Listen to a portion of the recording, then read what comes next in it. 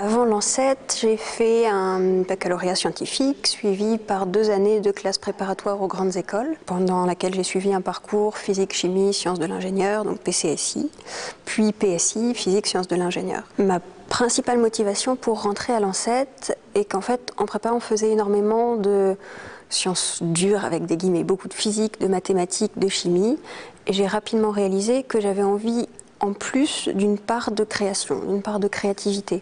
Je me suis renseignée et j'ai découvert qu'en fait le textile menait absolument à tout, pas seulement à la mode comme beaucoup peuvent le penser, mais aussi à l'aéronautique, à l'habitation, au naval, à l'innovation dans énormément de domaines.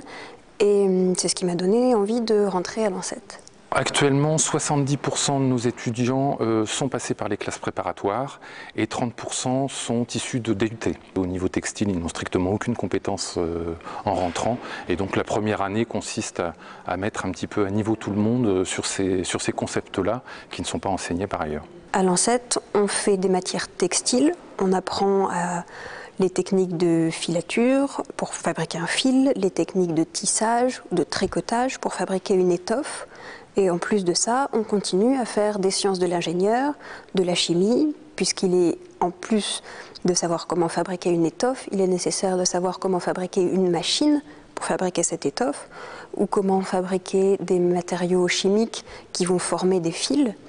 Donc tout ce que j'ai appris en prépa, en physique, en chimie, en mathématiques, en sciences de l'ingénieur, je l'ai réemployé ici, sous une autre forme, vu sous un autre angle, de manière bien plus appliquée que ce qu'on voit en prépa.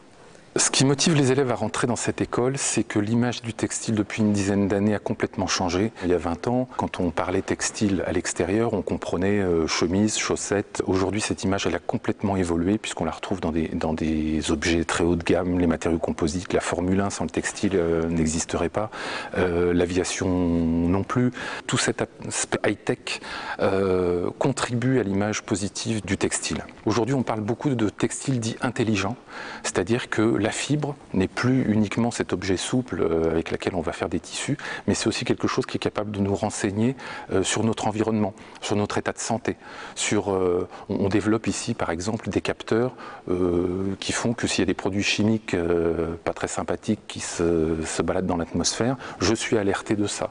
Je peux à terme envisager de recharger mon téléphone portable, non plus en le branchant à la prise de courant, mais rien qu'en me baladant dans la rue.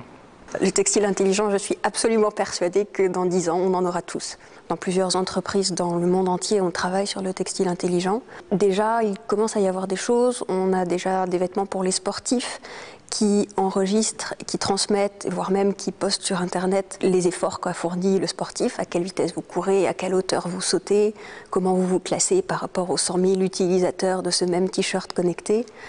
Et voilà, ça c'est déjà une porte d'entrée vers le textile intelligent, vers le vêtement intelligent.